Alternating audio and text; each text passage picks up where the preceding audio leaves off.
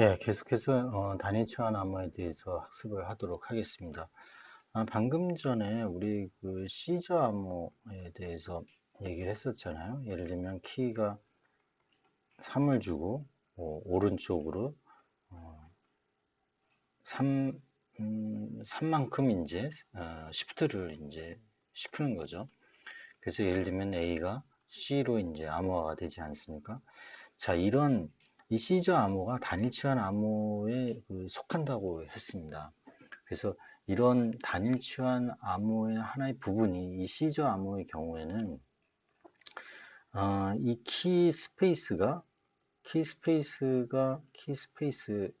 키의 종류를 얘기하는 거죠. 26개가 나온다고 그랬어요. 그래서 시저 암호 경우에는 브루트 포스 어택을 하면은 어떻게 돼요?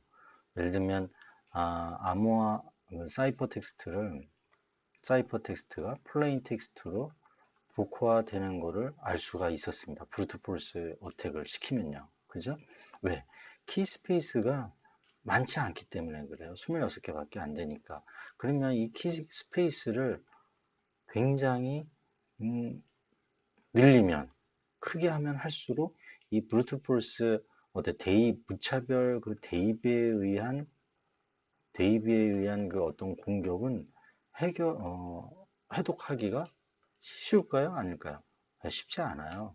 키 스페이스. 그래서 키 스페이스를 크게 하는 것이 또 암호 알고리즘의 아주 중요한 키포인트임에 여러분들이 알 수 있을 겁니다. 어쨌거나 이 단일 치환 암호는 뭐 시저 암호 자체는 단일 치환 암호의 한 부분이긴 하지만 이 시저 암호는 브루트 포스 어택으로 플레인 텍스트로 사이퍼 텍스트를 플레인 텍스트로 이렇게 복호시킬 수가 있었어요. 그러면 단일 치환 암호 자체가 그러는지 한번 보겠습니다. 평문을 구성하는 알파벳, 다른 알파벳 변하는 암호라고 그랬죠. 그래서 시저 암호는 단일 치환 암호에 이제 속한다. 그래서 이 키 값이 평행 3만큼 이제 평행 이동하는데 이 키가 26개, 키 스페이스가 26개였다라고 제가 말씀을 드렸습니다. 그래서 브루트 폴스 어택으로 풀렸다라고 말씀 드렸고요. 단일 치환 암호 경우에 그 키 스페이스는 평행 이동뿐만 아니라 예를 들면 이 A라는 게 예를 들면 이 A가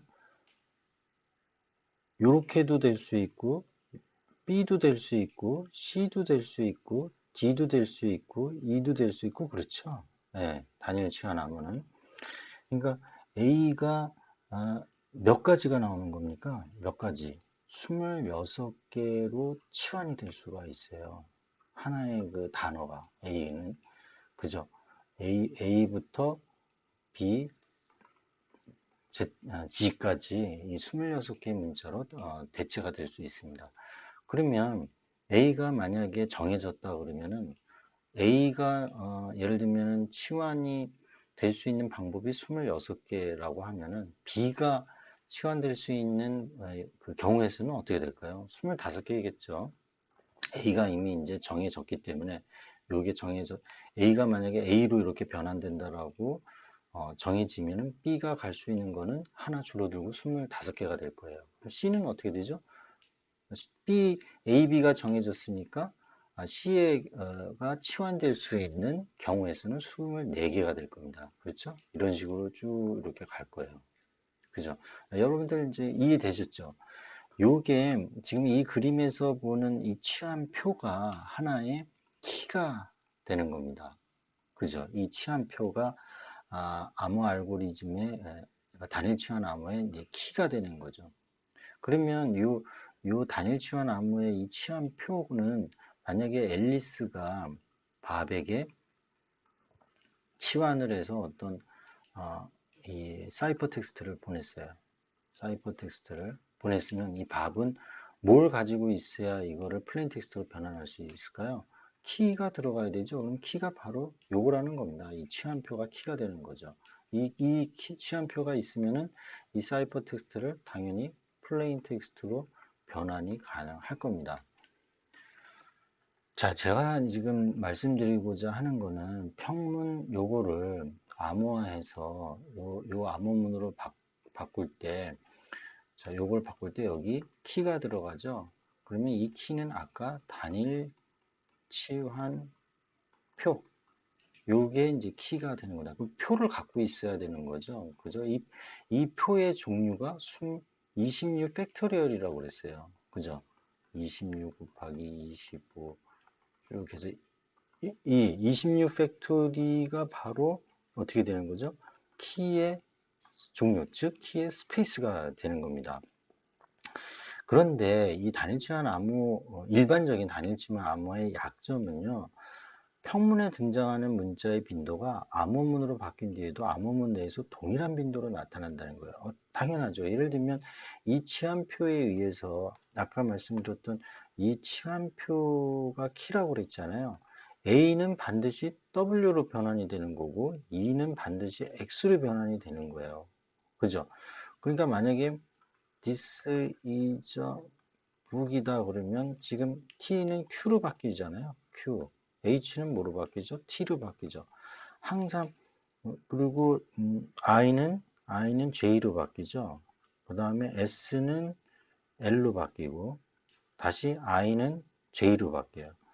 지금 말한 대로 이 I가 두 번 나오는데 이 I는 항상 J로 이렇게 바뀐다는 겁니다. 그러니까 이 평문의 이 I의 빈도가 두 번이면 암호화된 암호문에서의 그 빈도도 요 J가 두 번 나온다는 겁니다. 그러니까 빈도가 같다라는 겁니다. 자, 여기에 이제 허점이 어떻게 보면 취약점, vulnerability가 이제 존재하는 거죠.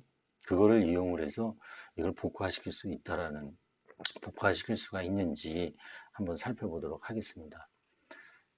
그래서 여기 보시면 약점이 동일한 빈도로 이제 나온다. 이해되셨죠?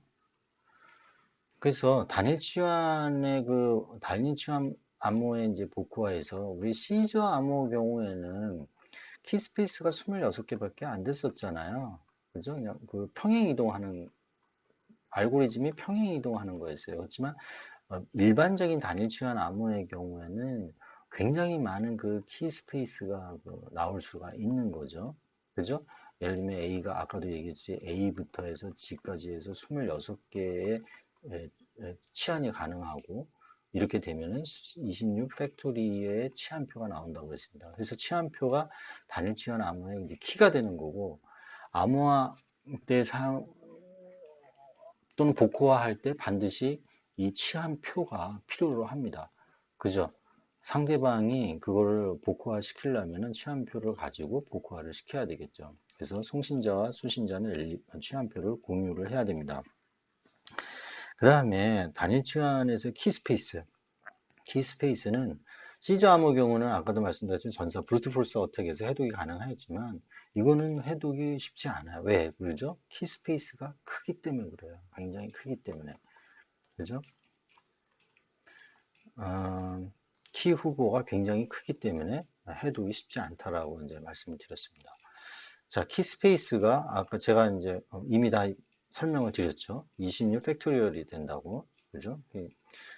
그래서 키 스페이스가 크면 클수록 전사 공격이, 무차별 대입 공격, 브루트 폴스 어택이 어렵다라는 것도 말씀드려요. 당연하죠. 경우 수가 너무 많으니까. 그러면 어떻게 되겠어요? 우리가 암호화 알고리즘도 중요하지만 키가 중요하다고 그랬잖아요. 근데 이 키 스페이스가 크면 클수록 뭐 좋긴 하겠죠.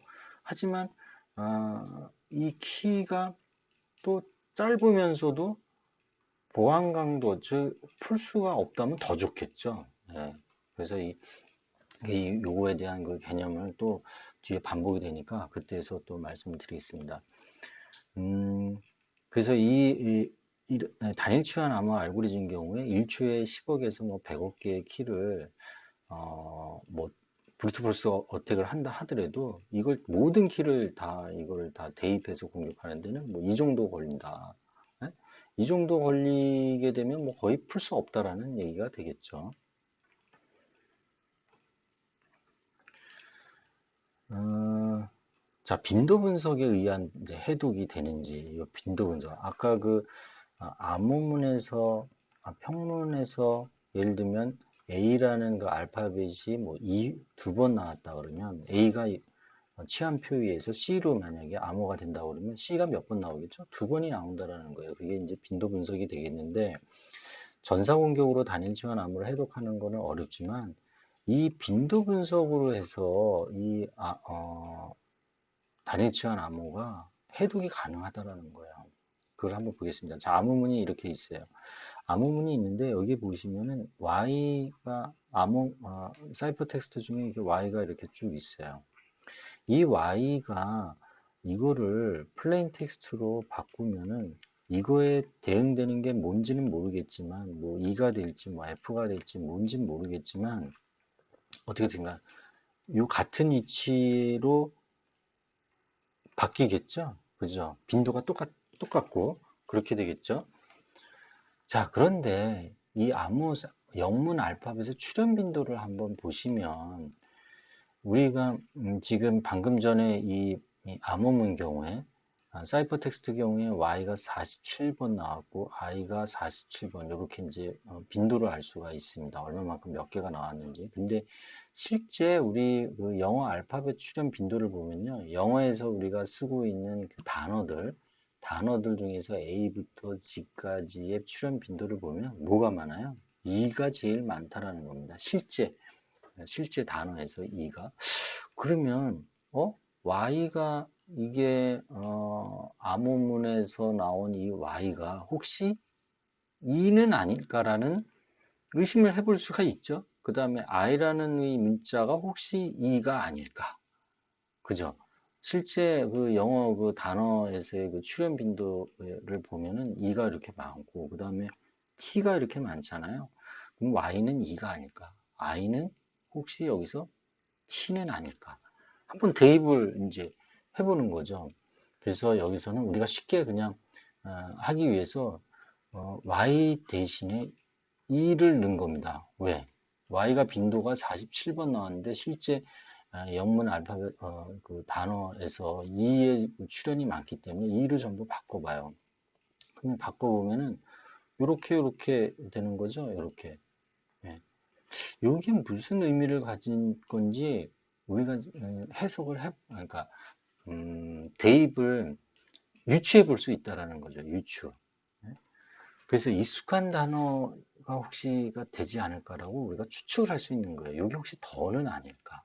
예? 이런 식으로 패턴을 한번 이렇게 보고 익숙한 단어로 추정을 해볼 수 있다라는 거예요. 그래서 이게 더로 뭐 이렇게 바꿔보고 해서 이게 이렇게 바뀔 수 있다라는 겁니다.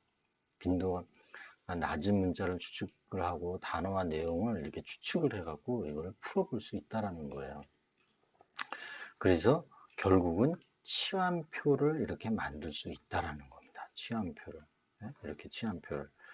그래서 이 키스페이스가 26 팩토리얼이긴 하지만 26 팩토리얼이 이제 이만큼의 경우의 수인데 이 중에 하나인 치환표를 우리가 빈도 분석을 통해서 우리가 예측을 해서 만들 수 있다라는 거예요. 이해되셨나요? 대충 제가 뭐 금방 이렇게 어, y를 이제 2로 대입을 하고 뭐 등등 해서 출현 빈도를 가지고 해서 했지만 우리는 개념만 알면 되니까요. 충분히 여러분들이 이해했을 거라고 믿습니다. 그래서 보면은 이게 대입을 해보면 이솝우화에 나오는 여호와 포도 이야기라는 거예요. 아까 그 암호문이. 여기서 보면은 요 이가 이 출현 빈도가 엄청 이제 많은 거죠. 여기 보시면은 뭐 여기도 있고 더라는 그 단어가 상당히 많이 쓰이잖아요. 저기 정관사가 그러니까 유추할 수 있다라는 겁니다. 자, 그러면 우리는 단일 치환 암호인 경우에는 이 frequency analysis, 빈도 분석에 의해서 우리가 이제 치환표를 알게 됐어요. 그러니까 키를 알게 됐다라는 거는 해독을 했다는 거예요. 그러면 이 빈도 분석에 강한 암호는 없을까? 바로 이제 그게 뭐다? 다중치환 암호라는 겁니다. 자, 빈도 분석이 왜 가능한가? 빈도 분석 가능했던 평문에 등장하는 문자의 빈도수와 암호문에 등장하는 문자의 빈도수가 일치한다라는 거잖아요. 그러니까 암호문에서 사이퍼텍스트에서 예를 들면 이라는 단어가 뭐 예를 들면 10개가 나왔다. 그러면 평문에서 그 대응되는 게 만약에 F다. 그럼 이것도 10개가 나왔던 거죠. 이런 식, 그 다음에 그 빈도에 따라서 이제 유출을 할 수가 있었어요. 근데 폴리알파베틱 서브스티션 사이퍼, 이 다중치환 암호는 그렇지 않다라는 거예요. 문자의 빈도를 다르게 만드는 거죠. 자, 여러분들은 모든 그 학문에서요, 여러분도 뭐 일을 하실 때도 마찬가지지만 단점이 발견되면 이 단점을 해결을 해야 되잖아요. 단점을 해결하게 되면 새로운 어떤 방식이 나오게 됩니다. 모든 학문이 마찬가지죠. 여러분들이 암호학을 배울 때 반드시 단점이 유추가 돼요. 이 단점을 이제 해결하는 새로운 암호 알고리즘이 이제 나오게 됩니다. 그래서 이제 비장이라는 사람이 단일 치환 암호는 이 빈도 분석에 의해서 이제 해독이 되니까 이거를 빈도 분석 일치하지 않게 하는 방법이 없을까라는 걸 고민하게 되는 거죠. 고민하게 돼서 이제 다중 치환 암호를 이제 만들게 됩니다. 이 다중 치환 암호를 만든 또 한 예가 또 애니그마예요. 제2차 세계대전에서 사용했던 이게 애니그마 머신이 세리비우스가 이제 1918년에 발명을 했는데 이것도 다중치환 암호의 하나의 예가 될 수 있습니다. 그래서 이런 거는 빈도 분석을 이용을 해서 공격을 하는 게 안 되는 거죠.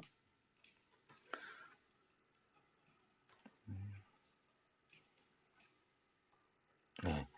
이게 바로 이제 비젠네르그 취한표가 됩니다. 아까 단일 취한표하고는 좀 복잡해요. 여기 보시면은 첫 번째 행, 바로 여기죠. 첫 번째 행은 평문 문자가 되는 거고, 첫 번째 열은 키예요. 요게 키가 되는 겁니다. 컬럼이 키가 되는 문제. 표의 나머지 부분, 이것들은 바로 암호문 문자를 표현하게 됩니다. 자, 그러면, 어,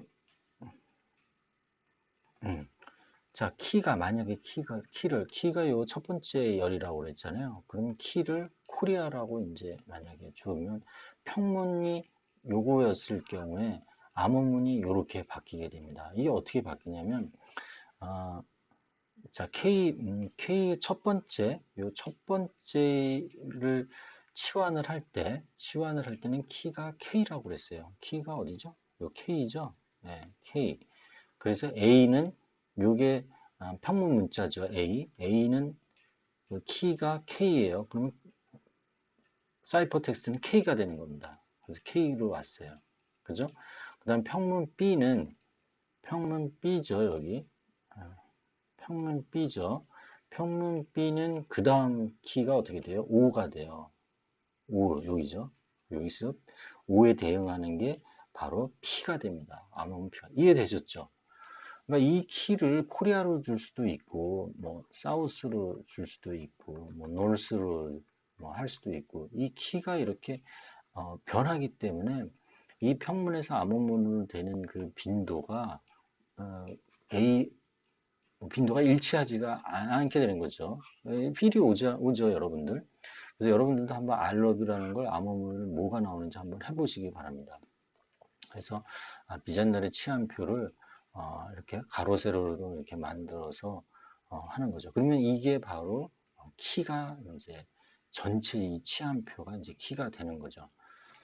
그죠? 자, 애니그마 경우가 이제 이렇게 생긴 건데, 뭐, 이게 바로 이제 다중치환 이제 암호가 됩니다. 그래서, 요게 이제 이거를 각 부대별로, 부대별로 이제 보유하고 있어야 되겠죠. 그래서 이제 전령이 오면은 요걸로 이제 풀게 되겠죠. 그래서 이제 이미테이션 게임이라는 한번 영화를 봐보세요. 이게 바로 앨런 튜링의 그 애니그마 머신을 만드는 어떤 그 과정을 그린 영화인데 아주 재밌습니다. 콜러서스라는 튜링 머신 같은 말이고요. 앨런 튜링이 만든 그 머신을 이제 콜러서스라고 합니다. 1930년에 최초의 이제 연산 컴퓨터로 이제 만든 겁니다. 요거로 이제 이 애니그마의 그 암호문을 이제 푸는 거죠. 예, 컴퓨팅 파워를 이용을 해서. 자, 에니그마의 이제 약점은 통신 키를 선택한 사람이 사람이었다라는 거고, 이 키를 뭘로 할 거냐라는 거에 대한 것도 이 사람이 하면 안 되고 예측 불가능해야 된다는 거예요. 그러니까 랜덤 넘버, 예, 난수가 나와야 된다는 거예요. 예측 불가능해야 되고, 그죠? 어, 그걸 이제 슈도 랜덤 넘버 제너레이터라고 그러는데 이게 굉장히 중요합니다. 이것도 나중에 어떻게 이제 이거를 생성시키는지에 대한 컨셉을 배우도록 하겠습니다. 그 다음에 코드북을 배송하지 않으면 안 돼요. 코드북이 이제 있어야 되는 거죠. 그럼 이제 현대 암호학에서 우리가 뭘 느껴야 되냐면, 이 키라는 거를 어떻게 상대방에게 전달할 거냐. 그죠? 해커에게, 어, 이거를 노출시키지 아니하고 어떻게 이거를 배송을 할 거냐가 중요한 문제가 됩니다. 특히, 대칭키 경우에는 앨리스가 밥에게 어떤 이 키가 같아야 되잖아요. 이 키가 대칭키 경우에는 이 키가 같아야 되는데 이 키를 어떻게 서로 배분하냐 이거죠. 앨리스가 이 키를 만들어 갖고 밥에게 이걸 뭐 메일로 보낼 거냐 아니면 우편 만나서 할 거냐 우편으로 보낼 거냐 또는 뭐 FTP로 보낼 거냐 뭐 등등 여러 가지가 뭐 있을 수 있잖아요. 이 키를 어떻게 밥에게 배분을 할 거냐가 굉장히 중요합니다. 이게 이제 바로 키 배송 문제예요. 이 키 배송 문제를 어떻게 해결하는지가 현대 암호학에서는 가장 아주 중요합니다. 이거를 이제 그게 나오는 게 뭐 DPL만의 키 교환 방식이라든지 뭐 ECDS라든지 또는 공개키 암호 알고리즘을 써서 키를 전송한다든지 해서 이제 우리는 하이브리드 암호화 방식을 이제 배우게 됩니다. 자, 여기까지만 이걸 설명을 드리고요. 하여튼 키 배송 문제가 중요하다라는 인식을 갖기를 바랍니다. 자, 그래서 암호 알고리즘과 키를 이게 분리하는 이제 이유를 잠깐 보시면요. 시저 암호 경우에는 지정한 문자 수만큼 평행 이동했잖아요. 그죠? 그래서 이거는 어떻게 돼요? 키 스페이스가 26개밖에 안 됐어요. 그래서 브루트 포스 어택으로 해독이 이제 가능했습니다. 그래서 이 시저 암호도 단일 치환의 하나의 어떤 그 종류죠. 종류라고 말씀드렸고요. 그렇지만 단일 치환 암호 경우에는 키 스페이스가 26 팩토리얼이었어요. 엄청 많은 키 스페이스를 갖고 있었어요. 그래서 브루트 포스 어택으로는 해독이 불가능했지만 뭘로 했죠? 빈도 분석. 예, 빈도 분석에 의해서 이게 또 해독이 가능했습니다. 그래서 나온 게 다중치환 암호였어요. 다중치환 암호로 동일하게 빈도가 나타나지 않게 한 게 바로 비젠나르라는 거였고, 그 다음에 애니그마라는 게 이제 나오게 됩니다. 이해되셨죠? 음, 자, 그래서 암호 알고리즘은 반복해서 사용을 하기 때문에, 이렇게 키를 반복하고, 그다음에 이 암호 알고리즘은 항상 공개된다라고 보셔야 됩니다. 이것도 해커도 이 암호 알고리즘을 안다라고 생각을 하셔야 된다. 뭐만 몰라요? 바로 이 키만 모르는 겁니다. 이 키는 반드시 보유하고 있어야 될 사람만 갖고 있는 거죠. 예를 들면 앨리스하고 밥이 있으면 이걸 대칭키의 암호 알고리즘을 전송한다 그러면 이 키는 앨리스와 밥만 알아야 되는 거죠. 그죠? 만약에 캔디하고 통신을 한다 그러면 앨리스하고 키는 새로운 또 키를 갖고 배분이 돼야 되는 거죠. 새로운 키. 앨리스와 밥 경우에는 뭐 B로 만약에 서로 통신을 한다 그러면 앨리스하고 캔디는 요 키로 서로 통신을 해야 되는 거죠. 그죠? 서로 다른 걸로. 다 같이 공유하면 뭐 다 그 해독이 되니까요. 그래서 이 키가 굉장히 중요하다라고 말씀드렸습니다. 그래서 키, 키 배송 문제가 생긴다. 어떻게 서로 이걸 전달을 할 거냐라는 요거에 대한 해결을 어떻게 하는지 우리 주의 깊게 살펴보도록 하겠습니다. 네, 참고문은 이렇고요. 여기서 여러분들은 이 샤논이라는 말을 제가 얘기 안 했는데, 이 샤논이라는 사람이 컨퓨전과 디퓨전을 얘기합니다. 컨퓨전과 디퓨전. 우리 substitution하고 permutation 얘기했었잖아요.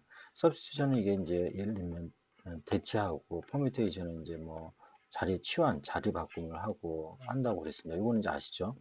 이 샤논이라는 사람이 암호화를 할 경우에는 혼동과 확산이 있어야 된다라고 얘기를 해요. 그게 이제 바로 적절하게 substitution과 permutation을 혼합해서 적용을 해야 된다라는 얘기입니다. 이거를 바로 프로덕트 암호라고 합니다. 적 암호라고 해요. 프로덕트 암호. 바로 데스 알고리즘을 이제 봤을 때 이 컴퓨전과 디퓨전을 어떻게 이제 적절히 활용을 하는지 여러분들이 실제 보게 됩니다. 그다음에 치환 대체 암호는 배운 거고요. 그렇죠. 네, 한번 보시면 되겠고요. 네, 예, 여기 보시면 이제 적 암호라는 게 나오는데 적 암호는 substitution과 permutation. 어떻게 해요? 샤논이 혼동과 확산을 해야 된다고 그랬잖아요. 암호 알고리즘은 바로 혼동과 확산에 대응되는 게 바로 substitution과 permutation이에요. 그래서 이거를 혼합한 방식이 바로 프로덕트 암호화하고 대표적인 게 파이스텔 그다음에 데스 시드 AS 바로 이게 뭡니까? 대칭키 암호거든요. 대칭키 암호 알고리즘이에요. 네, 그래서 다음에 우리가 데스를 서브스티션과 퍼뮤테이션을 어떻게 혼합해서 이 암호화를 시키는지 보시면 여러분들이 이해가 되실 겁니다. 예, 수고하셨습니다. 여기까지입니다.